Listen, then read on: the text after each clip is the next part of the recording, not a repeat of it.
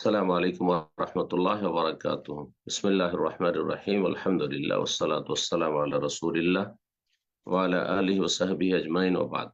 সম্মানিত শ্রোতা দর্শক মণ্ডলী, আল্লাহ রাব্বুল আলামিনের প্রশংসা এবং প্রিয় নবী সাল্লাল্লাহু আলাইহি সাল্লামের উপর সালাত ও সালামের পর আজ রবিবার ৩রা শাবান ১৪৪৬ হিজরি মোতাবেক ২রা ফেব্রুয়ারি ২০২৫ আমাদের ধারাবাহিক আলোচনা ফিকহুজ যাকাত, যাকাতের মাসাইল নিয়ে শুরু হয়েছে। আজকে পর্ব নম্বর ২ আমরা আলোচনা করব যাকাতের পরিমাণ। বিভিন্ন ধন সম্পদ যে মুসলিমের মালিকানাধীন রয়েছে সেগুলির পরিমাণ সম্পর্কে যাকাত কতটা লাগবে। এই ক্ষেত্রে দুটো বিষয়। আজকে যে বিষয়টি সেটি হচ্ছে যাকাতের পরিমাণ, কত পরিমাণ আপনি দেবেন। আর আরেকটি বিষয় যাকাতের নেশাব, মানে সর্বনিম্ন কতটা পরিমাণ সেই সম্পদ আপনার কাছে হলে বা আপনি তার মালিক হলে আপনার উপর যাকাত ফরজ হবে। তো ইনশাআল্লাহ যাকাতের নিসাব আগামী সপ্তাহগুলিতে আলোচনায় আসবে। আজকে যাকাতের পরিমাণ। ধন সম্পদ সবগুলি একই রকমের নয়, বিভিন্ন রকমের। কিছু ধন সম্পদ রয়েছে যেগুলি উপার্জনে বেশি মেহনত পরিশ্রম রয়েছে বা ঝুঁকি রয়েছে। কোন সম্পদ রয়েছে যাতে সেই রকমের ঝুঁকি বা মেহনত নেই, আহ বা সহজে একবারে আপনি লাভ করেছেন, হাসিল করেছেন, যার ফলে পরিমাণগুলির ক্ষেত্রে ভিন্নতা রয়েছে। আমরা যেসব ধন সম্পদ দেখতে পাই আমাদের হাতে, সেগুলি ৪ ভাগে বিভক্ত। যাকাতের পরিমাণের দিক থেকে ৪ ভাগে বিভক্ত। ৪ রকমের পরিমাণ যাকাতের ক্ষেত্রে রাসূলুল্লাহ সাল্লাল্লাহু আলাইহি ওয়াসাল্লামের হাদিস দ্বারা প্রমাণিত। জি। একটি হচ্ছে রুবুল ওশর, জি। আরেকটি হচ্ছে নিসফুল ওশর, আরেকটি হচ্ছে অশর, আরেকটি হচ্ছে খমস। জি। এই আরবিতে ৪টি নাম, সহজে মনে রাখেন ভূমিকায়। আর তারপরে বিস্তারিত আলোচনা আমরা করছি। আজকের এই বিষয়টি প্রথম বিষয়, তারপরে যাকাত আদায় করলে ফজিলত কি পাবেন, আর কিছু মাসাইল শেষ দিকে সুযোগ আল্লাহ রাব্বানি দিলে ইনশাআল্লাহ আমরা সেগুলি আলোচনার চেষ্টা করব। আল্লাহ তৌফিক দান করুন এবং আল্লাহ রাব্বানি আমাদের সকলকে নিরাপদ রাখুন, সুস্থ রাখুন, দিন দুনিয়ার সার্বিক কল্যাণ দান করুন।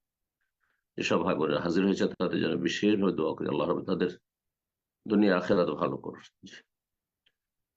বলছেন লেখক রাহিমাহুল্লাহ, যাকাতের পরিমাণ সম্পর্কে, যার আল্লাহ কাদরা যাকাত আলা হাসবি তাবি ফিল মাল আল্লাযী তুখরাজু মিনহু। মহান আল্লাহ যাকাতের পরিমাণ নির্ধারণ করেছেন ধন সম্পদের ক্ষেত্রে মানুষের পরিশ্রম অনুযায়ী। কতটা পরিশ্রম করেছেন, কতটা শ্রম দিয়েছেন সেই অনুযায়ী যেসব সম্পদ থেকে যাকাত বের করবেন সেগুলি উপার্জনের ক্ষেত্রে কতটা আপনার মেহনত পরিশ্রম রয়েছে বা খরচ খরচা রয়েছে। ১ নম্বর হচ্ছে রেকাজ, বিশেষ ধন সম্পদ, যা প্রাচীন যুগে মানুষরা, শরীয়তের ভাষায় কাফেররা,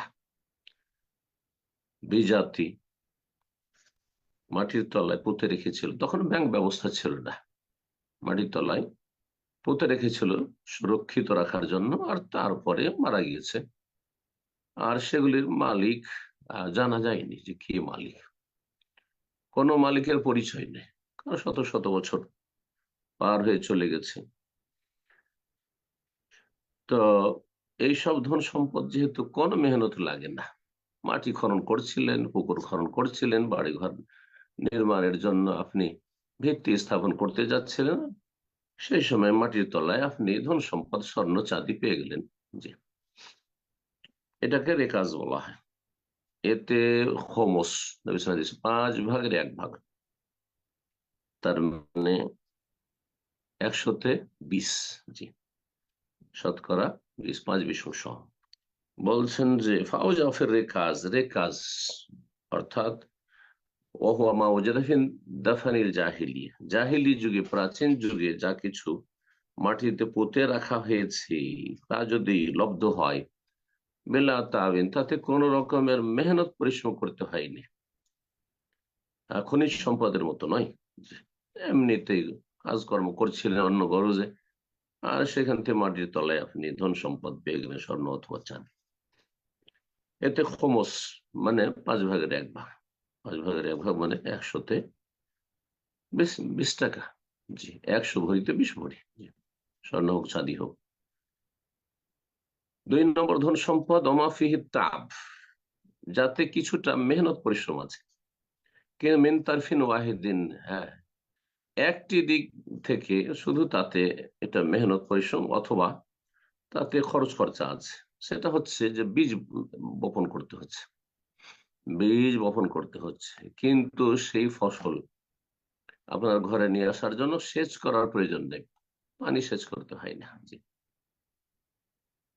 ওহমা সুকে বেলা মউনাতিন, বিনা খরচে আকাশের পানিতে অথবা জমিনে যে রস রসাল জমি, দোআঁশ মাটি, এমনিতে শীতকালে যেসব ফসল আমাদের দেশে হয়ে থাকে, বুট, কলাই, মসুর ইত্যাদি, খেসড়ি, যা কিছু হয়ে থাকে এগুলি, এই ধরনের যেগুলো এক সময় হতো, আউশ ধান হইতো, কোনো সেচ লাগতো না। বেনা মেহনত পরিশ্রমে, তাতে মেহনত পরিশ্রম করতে হয় না সেচের, কিন্তু তাতে বীজ খরচ বহন করতে হয় কৃষককে। যেহেতু কিছুটা তাতে শ্রম দিতে হচ্ছে, মানে পয়সা খরচ করতে হচ্ছে, সুতরাং তাতে কি রয়েছে নিসফুল খমস, খমসের অর্ধেক, অর্থাৎ ওসর, সহজ ভাষায় ওসর। রাসূলুল্লাহ হাদিস রয়েছে, মা সাকাতিস সামা ওয়াল উয়ুন, ঝর্ণার পানি থেকে, অথবা আকাশের পানি বৃষ্টি থেকে, অথবা আওকানা আসারিয়ান, মাটিতে রস রয়েছে, রসাল মাটি, নরম মাটি, তাতে এমনিতে ফসল হয়ে গেল, শুধু বীজ ছিটিয়ে দিলেন আর ফসল হয়ে গেল, তাতে অসর 10 ভাগের 1 ভাগ। এই জন্য খাদ্যদ্রব্যের জাকাত কি আমাদের সমাজে ওসর বলেই জানে, এটাকে জাকাত বলে না সাধারণ লোকের। কারণ এই নামটি যখন প্রচলন ঘটেছে আমাদের মুসলিম সমাজে, ভারত বাংলাদেশে, বিশেষ করে বাঙালি সমাজে, তখন সেচ করা ফসল হতো না। আমরা বাল্য জীবনে দেখেছি প্রথম সেচ করা, সেচের গম শুরু হলো। তার আগে এমনি গমও হইতো বিনা সেচে, জি, কিন্তু তার ফলন কম হইতো। ধান হয়তো বিনা সেচে, কিন্তু তার ফলন কম হইতো। ওসর আষাঢ়া থেকে, মানে 10 ভাগের, আষাঢ়া মানে 10, আর ওসর মানে 10 ভাগের 1 ভাগ, তাহলে কমে আসলো। হ্যাঁ, মাটিতে প্রাচীন যুগের ধন সম্পদ তা ছিল, সেটা পেয়েছেন, তাহলে 20 ভাগের 1 ভাগ, আর এখানে দিতে হবে 10 ভাগের 1 ভাগ, তার অর্ধেক। 3 নম্বর সম্পদ অমাফিহিত তাওমিন তরফাইন, যাতে শ্রম দিতে হয়েছে বা খরচ খরচা করতে হয়েছে, মেহনত করতে হয়েছে 2 দিক থেকে। এক হচ্ছে আল বীজের, বীজ বপন করতে হয়েছে, ওয়াসাকি, এবং সেচ করতে হয়েছে। যেসব ফসলগুলি উৎপন্ন হয় এই দুটির মাধ্যমে, একটি হচ্ছে বীজ বপন করতে হয়, আর একটি হচ্ছে যে আপনার সেচ করতে হয়। অবমা সুখে মৌনা, খরচ খরচা করে যেটাতে সেচ করতে হচ্ছে, তাতে রবুল খমস, জি, খমসের চতুর্থ অংশ, অর্থাৎ নিসফুল অসর, তার অপর নাম হচ্ছে, হাদিস হয়েছে নিসফুল অসর। অমা সুখিয়া বিন্নাদহি, যাতে সেচের মাধ্যমে ফসল উৎপন্ন করা হয় যেসব জমিতে, সেসব ফসলের নিসফুল অসর, অসরের অর্ধেক মানে 20 ভাগের 1 ভাগ, 20 ভাগের 1 ভাগ, জি। 100 মনে তাহলে 5 মণ, জি, এটা হচ্ছে 20 মণে 1 মণ, আমাদের দেশের সহজ ভাষায়, আর সাধারণ মানুষ 20 মণে 1 মণ। 4 নম্বর সম্পদ এমন সম্পদ যাতে মেহনত পরিশ্রমে বেশি রয়েছে এবং তাতে ঝুঁকিও রয়েছে। এসব ধন সম্পদ বাড়াতে গিয়ে, লাভবান হতে গিয়ে, কি করতে হয়, অনেক ঝুঁকি নিতে হয়, রিস্ক নিতে হয়, ব্যবসা বাণিজ্য, আর তারপরে চুরি, ছিনতাই, ডাকাতি ইত্যাদি হয়ে যাওয়া। তো আর গোটা বছর এই কাজ করে, সব সময় তাতে একটা, প্রতিদিন ব্যবসা বাণিজ্য যারা করে, হ্যাঁ, প্রতিদিন সকাল হলে তাদের একটা আপনার টেনশন আছে, ব্যবসায় লাভ লসের, জি, ঝুঁকি আছে, জি। তো যেমন লেখক বলছেন কান্নকুত, যেমন টাকা পয়সা, স্বর্ণ, চাঁদি, আর যত কারেন্সি পৃথিবীর রয়েছে, আর অরুজতিজার, এইরকম ব্যবসায় সামগ্রী, যেসব ব্যবসা বাণিজ্য করছেন, দোকানপাট করছেন, যে কোনো দোকানপাট, তাতে অনেক উপরে উঠে যাচ্ছে। আর অনেকে এমন তাদের জীবনে ব্যবসায় ধস নামছে যে একবারে মাটিতে মিশে যাচ্ছে, ওরা ঝুঁকি নিতে হচ্ছে। যেহেতু এতে এতে গোটা বছর ঝুঁকি বেশি, হ্যাঁ, রিস্ক বেশি, এবং তাতে মেহনত পরিশ্রম করতে হয় বেশি, সেই জন্য তাতে রবল ওসর, হ্যাঁ, ওসরের 4 ভাগের 1, তার মানে শতকরা 2.5%। এই জন্য জাকাত সম্পর্কে সাধারণ মানুষের আমাদের দেশে জানে যে জাকাত 40 টাকায় 1 টাকা, 40 টাকায় 1 টাকা, শতকরা 2.5 টাকা। জি, সহজ ভাষায়। তাহলে এই ছিল জাকাতের 4 রকমের সম্পদ। লেখক বলছেন ফজল আদায় জাকাত, জাকাত আদায় করার ফজিলত, এ মর্মে একটি আয়াত নিয়ে এসেছেন। হাদিসে বিভিন্ন ফজিলত আরো এসেছে, আর এগুলো আলোচনা, বিষয় ভিত্তিক আলোচনাগুলি তো আমাদের আছে। সূরা বাকারা 277-এ মহান আল্লাহ ইরশাদ করেছেন, ইন্নাল্লাযীনা আমানু ওয়া আমিলুস সালিহাতি ওয়া আকামুস সালাতা ওয়া আতাউয যাকাতা লাহুম আজরুহুম ইনদা রাব্বিহিম ওয়া লা খাউফুন আলাইহিম ওয়া লা হুম ইয়াহজানুন। এই আয়াতে 3টি ফজিলত আল্লাহ বর্ণনা করেছেন ওই সমস্ত মানুষের। আল্লাহ বলছেন যারা ঈমানদার। তাহলে প্রথম শর্ত হচ্ছে বিশ্বাসী হইতে হবে। অবিশ্বাসী এই ভালো কাজ করলে কাজ হবে না। কাফের, অবিশ্বাসী, মুশরিক, বহুত্ববাদী, দুনিয়ার গরজে নিছক করছে, আল্লাহর সন্তুষ্টির উদ্দেশ্য নয়, না করো লাভ নেই। যারা বিশ্বাসী, আল্লাহকে বিশ্বাস করে, পরকালে বিশ্বাসী, এই জন্য ভালো কাজগুলি করে, রসুলে বিশ্বাসী, রসুলের আদর্শ মোতাবেক কাজ করে, কোরআন কারীম আসমানি বিধানে বিশ্বাসী, এক কথায় সরকার ইমান, ইমানের যে 6টি রকম রয়েছে সেগুলো বিশ্বাস করে। ওয়ামিলুস সালিহাত, এবং তার সাথে ভালো কাজগুলি করে। ওয়াকামুস সালাত, আর বিশেষভাবে সবচেয়ে ভালো কাজ তাওহীদের পরে সালাত কায়েম করে। ওয়াতাউজ যাকাত, যাকাত প্রদান করে।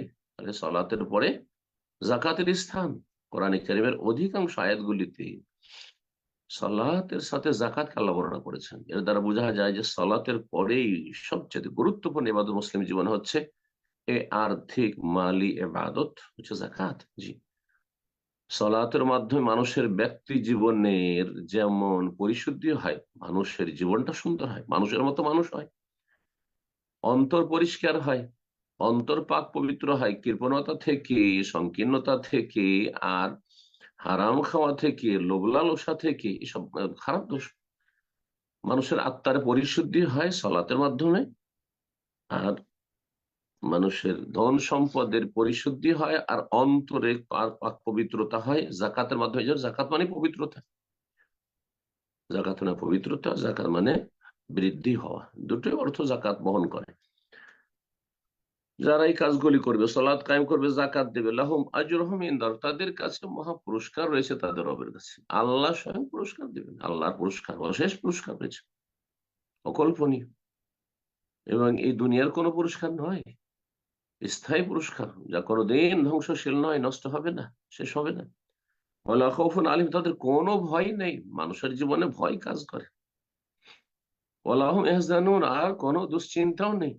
দুনিয়াতে মানুষের চিন্তার শেষ নেই, ভয় ভীতির শেষ নেই, নিরাপত্তাহীনতা, বহুমুখী ভয়। জি, যেমন পুরস্কার রয়েছে তেমনি, হ্যাঁ, কোনো ভয় নেই এই জীবনে, আর কোনো চিন্তাও নেই। এই 3টি ফজিলত আল্লাহ বর্ণনা করে কোরআন কারীমের আয়াতে।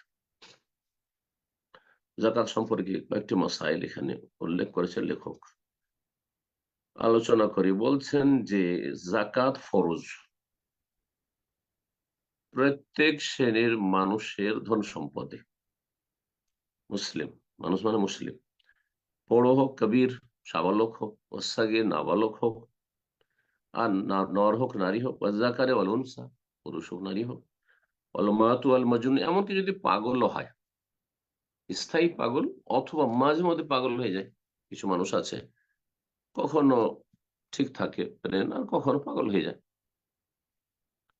একদিন দুদিন পাগল হয়ে থাকে, আবার সুস্থ হয়ে যায়। হ্যাঁ, সকালে পাগল, বিকালে সব ভালো হয়ে গেছে।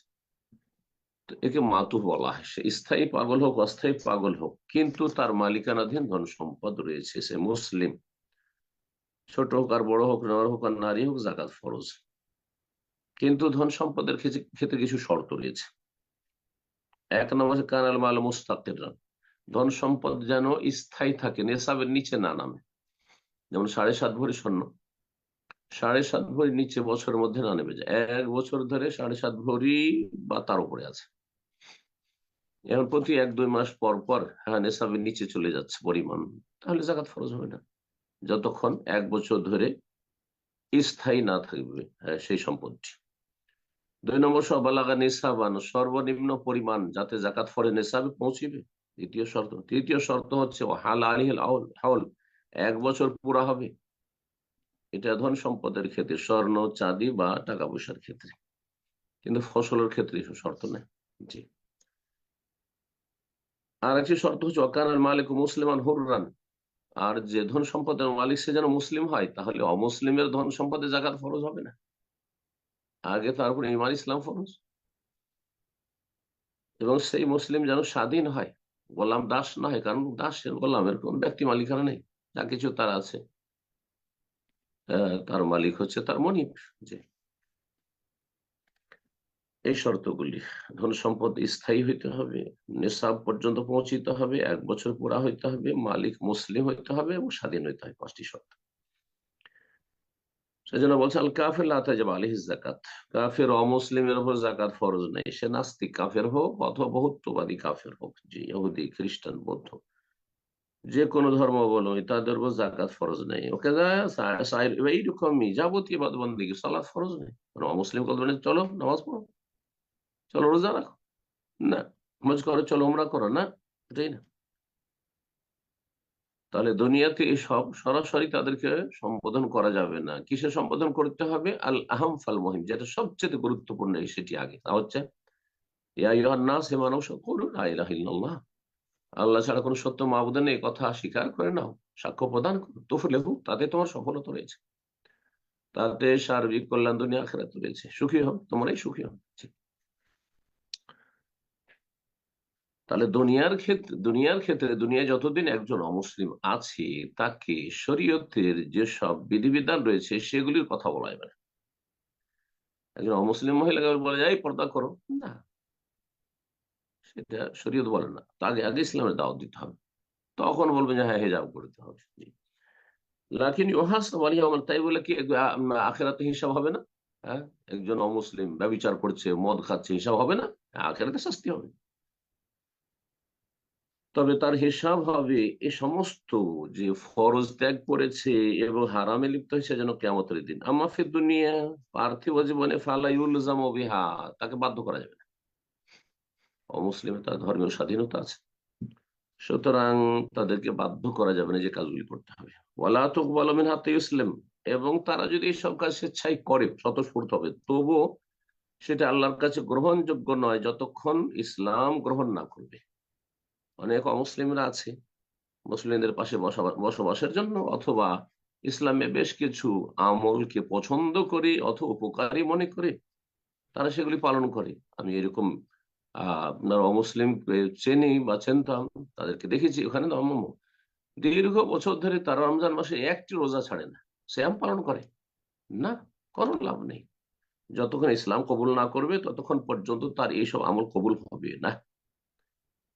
এই জন্য একজন অমুসলিমের সাথে যখন দেখা হয় আর সে অনেক বছর ধরে সে রোজা রাখছে, আমার আলোচনা শুনতে আসছে জুম্মা পরে, তাকে বললাম যে তুমি আগে কালিমা পড়ে না, তাওহীদ সবচেয়ে বড় ফরজ, আর সেটি হচ্ছে শর্ত যাবতীয় আমল কবুল হওয়ার জন্য। সেটা কবুল করার পরে তখন তুমি আমলগুলি করলে দুনিয়া আখিরাতে তার ফলাফল পাবে। জি। তারপর লেখক বলছেন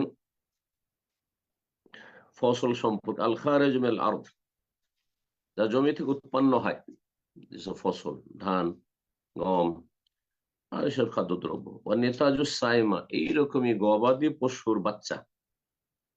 2 নম্বর। 3 নম্বর হচ্ছে রিভর্তি যারা, ব্যবসার লভ্যাংশ, যা জমি থেকে উৎপন্ন হয় ফসল, আর যেসব গবাদি পশুর যেসব বাচ্চা, হ্যাঁ, জন্মিচ্ছে গোটা বছরের ভিতরে, এইরকমের লভ্যাংশ যা লাভ হচ্ছে, কম হোক আর বেশি হোক, তাজেও ফিহা যাকাত, তাতে যাকাত ফরজ। ইজা বালাগাতিন নিসাব, নেসাবে পৌঁছে গেলে, তার মূল যে ধন সম্পদ সেটা নেশায় পৌঁছে গেছে যখন, আর সেখানে তারই একটা অংশ, তাহলে তাতে জাকাত ফরজ। জি। ওয়ালা ইশতারাতু লাহা তামামুল হাউল, বছর পুরা হওয়া শর্ত নাই। ফসল আপনি কেটে নিয়ে আসলেন, ধান মেরে নিয়ে আসলেন, গম মেরে নিয়ে আসলেন, সাথে সাথে আল্লাহ কোরআন কারীমে বলছেন ওয়াতু হাক্কাহু ইয়াওমা হাসাদিহি, ওয়াতু হাক্কাহু ইয়াওমা হাসাদি, তোমরা এই হক আদায় করে দাও তো কেটে নিয়ে আসার দিন, কেটে মেরে নিয়ে আসার দিন। এতে বছরের শর্ত নেই।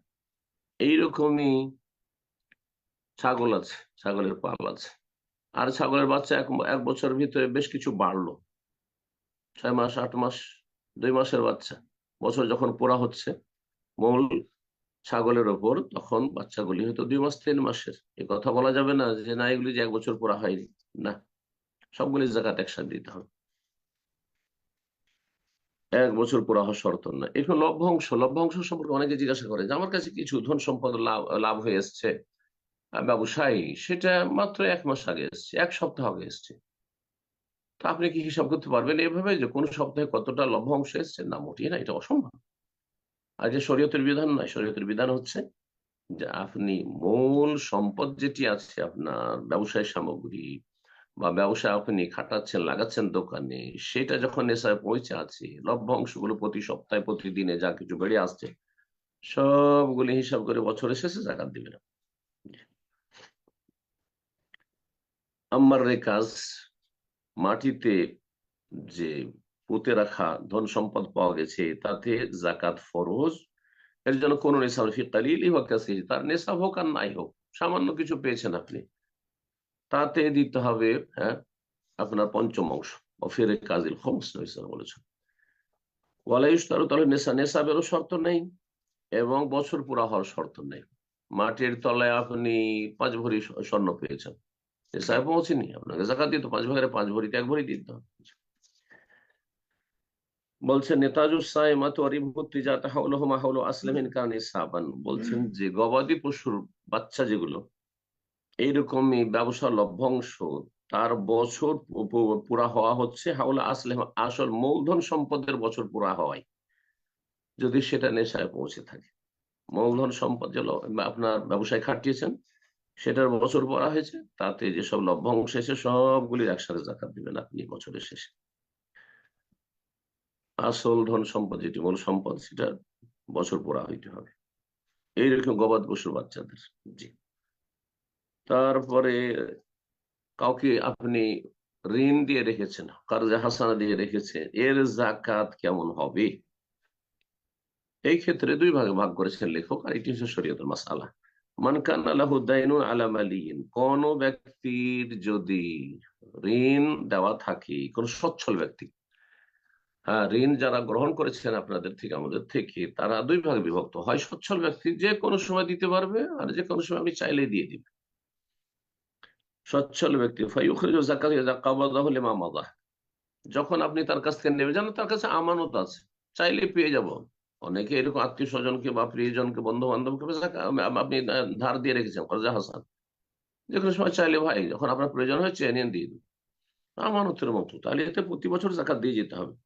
যখনই সেটা নেবেন, যত বছর অতিক্রম করেছে সবগুলি বছরের জাকাত দিবে, কারণ আপনি সচ্ছল ব্যক্তির কাছে সেই ধার কর্জা দিয়ে রেখেছিলেন। আর আরেকটি অবস্থা হচ্ছে যে আপনি ঋণ দিয়ে রেখেছেন অভাবী লোককে, অথবা এমন ব্যক্তিকে যে বদ চরিত্রের, টাল বাহানা করে, দেব দিচ্ছি কিন্তু দিচ্ছে না, সচ্ছল দিতে পারবে কিন্তু দিচ্ছে না, দিব দিচ্ছি, তার সব কাজ চলছে, শুধু আপনাকে দিচ্ছে না, এমন অসৎ লোক আপনার কাছ থেকে ধার নিয়েছে। অথবা অভাবী লোক, সে দিতেই পারবে না, যখন আপনি সেই সম্পত্তি পাবেন যা ধার দিয়েছেন, পাওয়ার পরে শুধু 1 বছরের জাকাত দিবেন, শুধু 1 বছরের জাকাত দেবেন। অর্থাৎ উদাহরণস্বরূপ বলি, 5 বছর আগে বা 10 বছর আগে আপনি কাউকে ধার দিয়েছেন, আর সেই ব্যক্তি অভাবী, অথবা সেই ব্যক্তি শুধু টালবাহানাই করে যাচ্ছে, দিচ্ছে না, যেটি জুলম। নবী সাল্লাল্লাহু আলাইহি ওয়াসাল্লাম বলছেন মাতুলুল গানি যুলমুন, সচ্ছল ব্যক্তি যদি টালবাহানা করে, দেব দিচ্ছি করে না দেয়, তো জালেম সেই ব্যক্তি। তার মান সম্মান হরণ করা, তাকে অপদস্থ করা, লাঞ্ছিত করা জায়েজ। ইউহিল্ল ইরদাহু উকুবাতাহু। আল্লাহ সব চরিত্র মুসলিমদেরকে বেঁচে থাকার তৌফিক দান করেন। জাযাকুমুল্লাহ খাইরান। সাল্লাল্লাহু আলা নবিয়িনা মুহাম্মদ ওয়া আলা আলিহি ওয়া সাহবিহি আজমাইন। সম্মানিত দিনী ভাই বোনেরা, এখন এই প্রশ্নোত্তর পর্ব শুরু হবে। আবারও স্মরণ করাবো যে আমরা সংক্ষিপ্ত আকারে আজকে প্রশ্নোত্তর পর্ব শেষ করবো ইনশাআল্লাহ। আহ যেহেতু আমাদের সম্মানিত শেখ একটু শারীরিক দিক দিয়ে অসুস্থ, আমরা বেশি সময় নেব না। প্রশ্ন করার ক্ষেত্রে দুই একটি নিয়ম নীতি শুধু বলে দিচ্ছি যে আমরা যখন প্রশ্ন করবো অবশ্যই সংক্ষিপ্ত আকারে প্রশ্ন করব এবং একটা করে প্রশ্ন অবশ্যই, আর চেষ্টা করে আলোচনা রিলেটেড প্রশ্ন করার জন্য। আর প্রশ্ন করার পূর্বে যে শহর বা দেশ থেকে আমরা প্রশ্ন করছি অবশ্যই প্রেক্ষাপট বোঝার উদ্দেশ্যে মেনশন করবো ইনশাল্লাহ। সময় না নিয়ে শুরুতেই প্রশ্ন নেব। প্রশ্ন করবেন মোহাম্মদ কালিমুল্লাহ। আপনি প্রশ্ন করুন।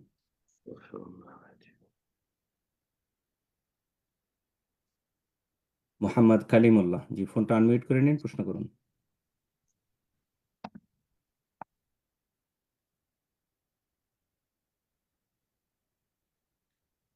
আমরা অন্যকে সুযোগ করে দিচ্ছি। প্রশ্ন করবেন জাকারিয়া, আপনি প্রশ্ন করুন।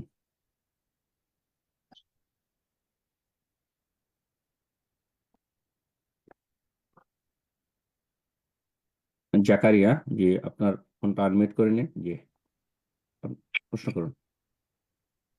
জাকার সরি স্যার, আমি আন্তরিকভাবে দুঃখিত। জি আসলে আমি প্রোনাউন্স জাকিরিয়া। ভুল করেছি। জি, জাকিরিয়া, আসসালামু আলাইকুম শেখ। আসসালামু আমি আলাইকুম। আন্তরিকভাবে বলেন। দুঃখিত।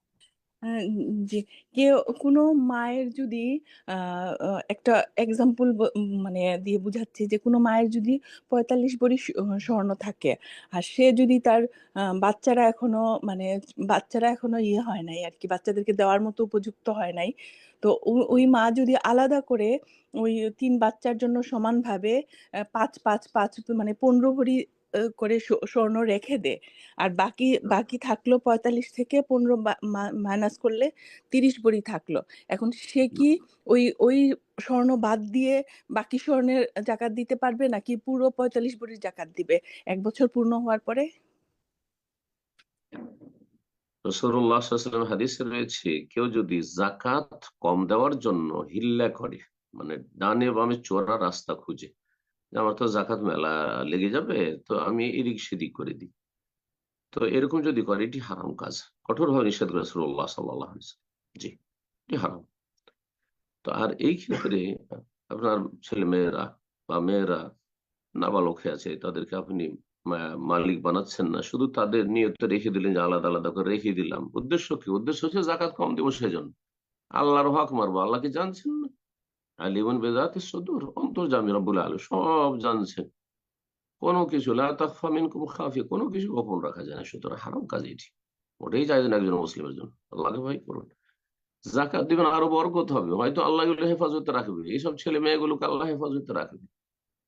আর যদি একান্ত দেওয়ার নিয়ত থাকে যে দিয়ে দেবো, তো সাথে সাথে তাদেরকে হেবা করে দেন। হ্যাঁ দিয়ে দিলাম, যে সমান সমান করে ছেলে মেয়েদের ভাগ করে দিয়ে দিলাম, এটা এটা মালিক তোমরা। কিন্তু এই নিয়ত কখনো না থাকে যে আমি এইভাবে দিয়ে দিচ্ছি, তারা নাবালক হয়ে আছে তারপরও, এই জন্যই এই উদ্দেশ্যে যে যাতে আমাকে জাকাত কম দিতে হয়, তাহলে আপনি কাবিরা গুনাহ করলেন। বারাকাল্লাহ ফিক। প্রশ্ন করবেন নাহিদ রহমান, জি আপনি প্রশ্ন করুন।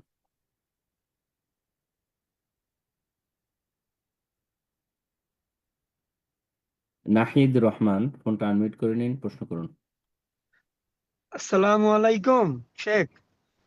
আসসালাম রহমতুল্লাহ বরকাত। জি, জি শেখ, আমার প্রশ্ন জাকাতের আপনি সম্বন্ধে না, বলুন। অন্য প্রসঙ্গে কি করতে। আমি নিউ ইয়র্ক থেকে। বলেন। হ্যাঁ। সো আমাদের নিউ ইয়র্কে তো আপনার ওই যে ব্যাংকিং অবস্থা সুদমুক্ত, বাড়ি কেনা অসম্ভব। সো হুম, আমার অত টাকা নাই বাড়ি কেনার, কিন্তু আমার ভাই আমাকে হেল্প করবে। সো হুম, এখন কোন পন্থায় করলে ইসলামিক উপায়ে আমরা নিতে পারি? কারণ আমি হয়তো বা 20% দিব, ও 80% দিবে। আর হুম, এই টাকাটা আমি 7-8 বছরে ওকে দিব, তারপরে ও আমার নামে লিখে দিবে হয়তো বা এরকম। এইটা হ্যাঁ, আর এটার সাথে একটা সম্পূরক প্রশ্ন। ওর জানি ইনকাম হালাল, কিন্তু ও হুম, বাড়ি গাড়ি আপনার ইন্টারেস্টের সাথে ইনভলভ। সো ও যদি আমাকে টাকাটা দেয়, তো সেটা কি ও ইন্টারেস্ট দিল না ওর ওর নিজের থেকে দিল, এটা কি আমার ফাইন্ড আউট করা দরকার? এই না না, দুইটাই। কোনো দরকার নাই। তবে আপনার ভাই যে আপনাকে 80% দিয়ে রাখলো, জি। কোনো বেনিফিট নিবে ওর ওপর? ভাড়া হ্যাঁ খেতে ওটার। থাকবে জি হারাম। জি। কোনো বেনিফিট খাই তো হারাম তার জন্য, সুদ এটি আপনার জন্য হারাম, জায়েজ না। কার্জে হাসানা দিবে আল্লাহ সন্তুষ্টির জন্য, ভাইকে দিবে, হ্যাঁ, আল্লাহ সন্তুষ্টির জন্য, আখিরাতের সম্বল হবে তার জন্য, উপকার করার জন্য। জি, বারাকাল্লাহ ফিক। কার্জে হাসানার রাস্তা খোলা আছে, আল্লাহ সন্তুষ্টির জন্য ধার দেবে, কিন্তু 1 পয়সা সেখান থেকে লাভবান হবে না। জাজাকাল্লাহ খায়ের। এ পর্যায়ে প্রশ্ন করবেন শাহরিন, আপনি প্রশ্ন করুন। আসসালামু আলাইকুম রহমতুল্লাহি ওয়া বারাকাতুহু। আসসালামু রাহমাতুল্লাহি ওয়া বারাকাতুহু। নিউ ইয়র্ক থেকে জি বলছি বলেন, স্যার। বলেন। আমার প্রশ্ন হচ্ছে, আমরা অনেক সময় বাসার মধ্যে ইনসাইডে হোম প্ল্যান্ট রাখি, যেমন কি রাখেন? ক্যাকটাস, মানি প্ল্যান্ট, এগুলি রাখি। তো বুঝতে পারলাম না, বুঝি না। ঘরের মধ্যে অনেক সময় হোম প্ল্যান্ট রাখি, মানে আহ, বাসার ভিতরের যে হোম প্ল্যান্ট, যেটা ওই যে মানি প্ল্যান্ট, ক্যাকটাস বা বিভিন্ন ক্যাকটাস, বিভিন্ন ধরনের। তো একজন আমাকে বলল যে এই যে ক্যাকটাস যেগুলা, এগুলা নাকি যে এইগুলা দিয়েই আল্লাহ মানে কিয়ামতের মাধ্যমে নয় পিঠাবেন। তা আমার প্রশ্ন হচ্ছে আপনার কাছে, যে কোনো ধরনের গাছ কি নিষেধ আছে যে রাখা বা এরকম কোনো কিছু, এটা এই সম্বন্ধে একটু জানতে চাচ্ছিলাম। গাছ কোন এই জীবের ছবি নয় তো, মানে মূর্তি, জীবের ছবি, না প্রাণীর না ছবি না আমরা। না, মানে গাছ মানে প্ল্যান্ট আর কি, যে ও আচ্ছা, আমরা যে ঠিক আছে। বিভিন্ন গাছ টবের গাছ মধ্যে রাখতে ইয়ের পারেন, মধ্যে রাখি যেটা। টবের মধ্যে রাখতে পারেন, কোনো অসুবিধা নেই, কিন্তু বিলাসিতা না হয়। এগুলি করতে গিয়ে মানুষ লক্ষ লক্ষ টাকা খরচ করছে, পাশের লোক গরিব খেতে পায় না।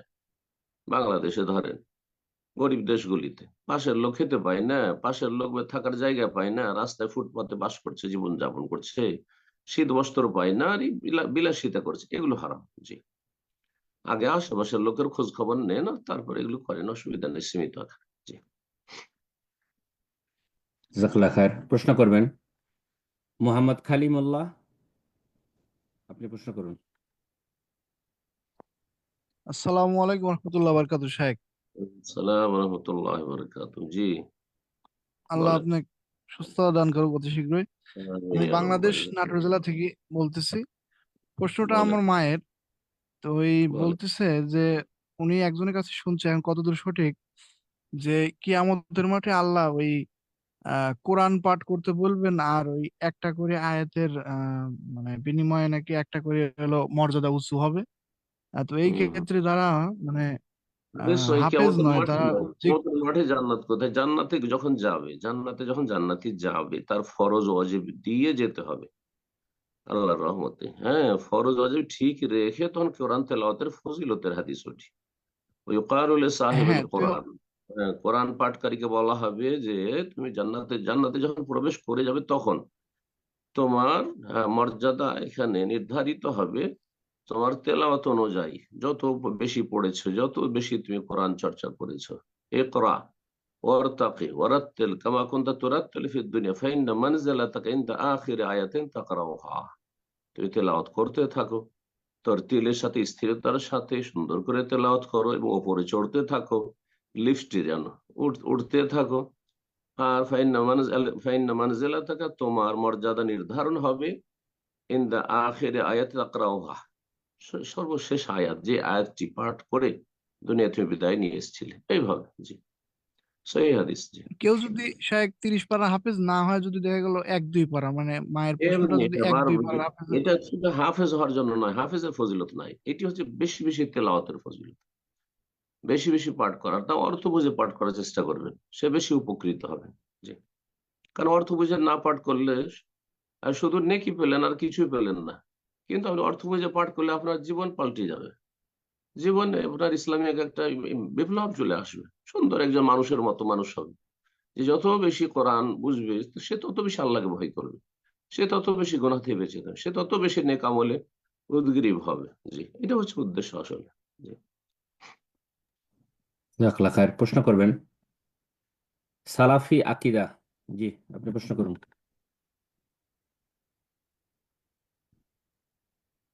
নাম দিয়ে জিজ্ঞেস করবেন, সালাফি আগে তো কোনো মানুষের নাম নাই তো। জি শেখ, আমি মেসেজ করেছি ওনাকে, পরিবর্তন করেনি, তারপর নাম ওনাকে সুযোগ নাম দিলাম। কি তো দিয়েছে? আপনাদেরকে রিকোয়েস্ট করব আপনারা আপনাদের নামগুলো ব্যবহার করবেন ইনশাআল্লাহ। তো আপনি যদি প্রোগ্রামে থাকেন এই মুহূর্তে, আমাকে শুনতে পান, ফোনটা আনমিউট করে নিন। সালাফি আকিদা আজকের জন্য প্রশ্ন করুন। আজকাল সালাফি আকিদার দাবিদার ফুটপাতও সালাফি আকিদা পাওয়া যাচ্ছে। হ্যাঁ, প্রশ্ন সমস্ত করবেন। বেদাত করে সালাফি। আল্লাহ হেদায়েত করুন।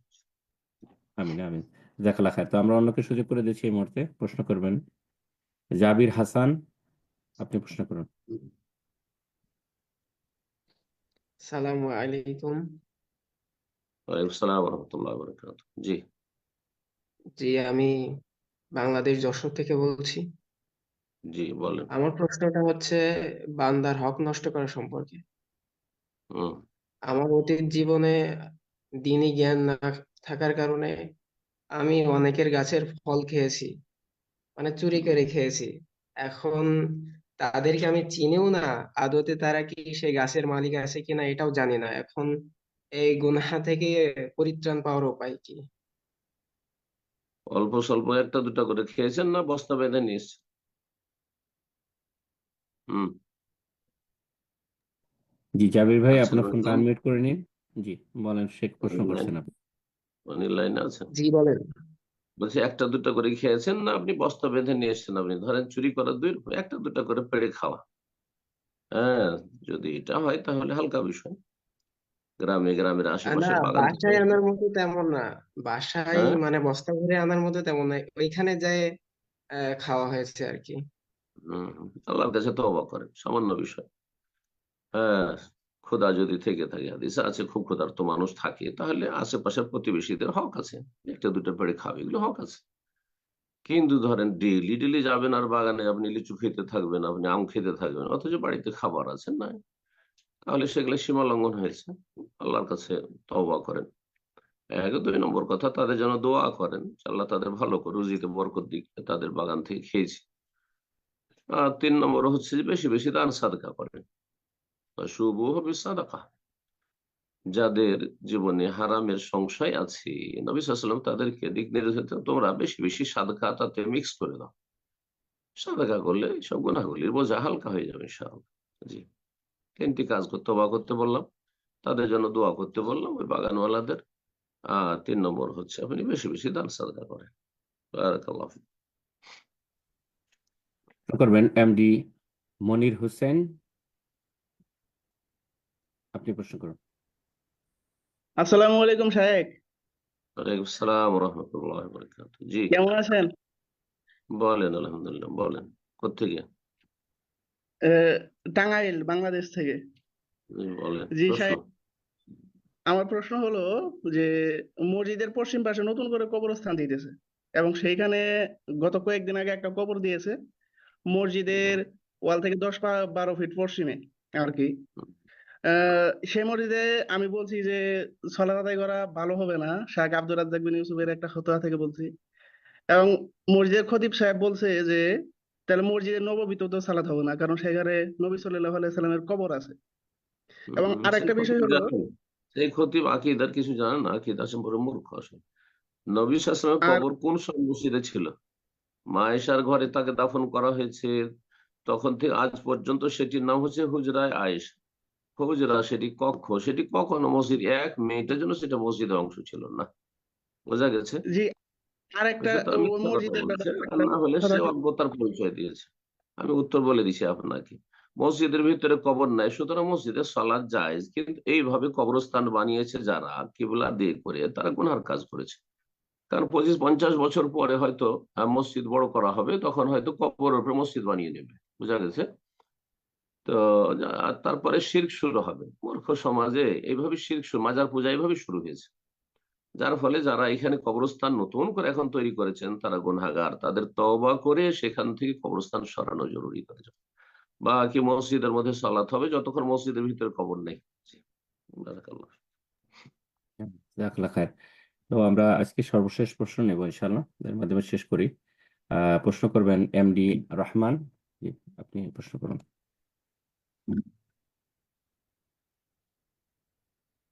এমডি রহমান, আপনার ফোনটা আনমিউট করে নিয়ে প্রশ্ন করুন।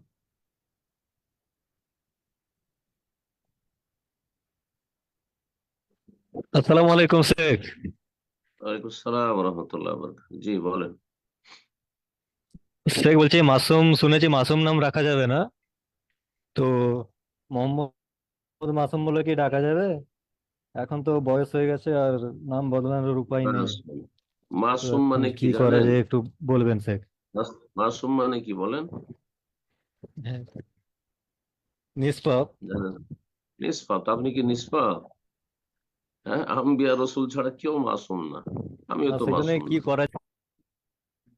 নাম যারা রেখেছেন তারা ভুল করেছেন, আল্লাহ তাদের মাফ করুক। জানা ছিল না তাদের, আল্লাহ মাফ করুক। আর হুম, নামটি পরিবর্তন করে দিতে হবে, যদিও কাগজে কলমে নাই হোক না, কিন্তু এমনিতেই কথোপকথনে ডাকার ক্ষেত্রে পরিবর্তন করে দেন। আমাদের ইসলামিক সেন্টারে বাংলাদেশে একটা ছেলে প্রায় 20 বছর ধরে আছে। প্রথম যখন এসেছিল তার নাম ছিল মাসুম। আমাদের ডাইরেক্টর জাজাহুল্লাহ খায়ের, যেহেতু একজন আলেম মানুষ, তিনি বললেন যে তুমি মাসুম কি করে হতে পারো, আমরা কেউ মাসুম না আম্বিয়া রসুল ছাড়া, তো তোমার নাম মুতাসিম। ওই তখন থেকে মুতাসিম, আমরা তো মাসুম বলি না। আর সেও জেনে গেছে আমার নাম মুতাসিম।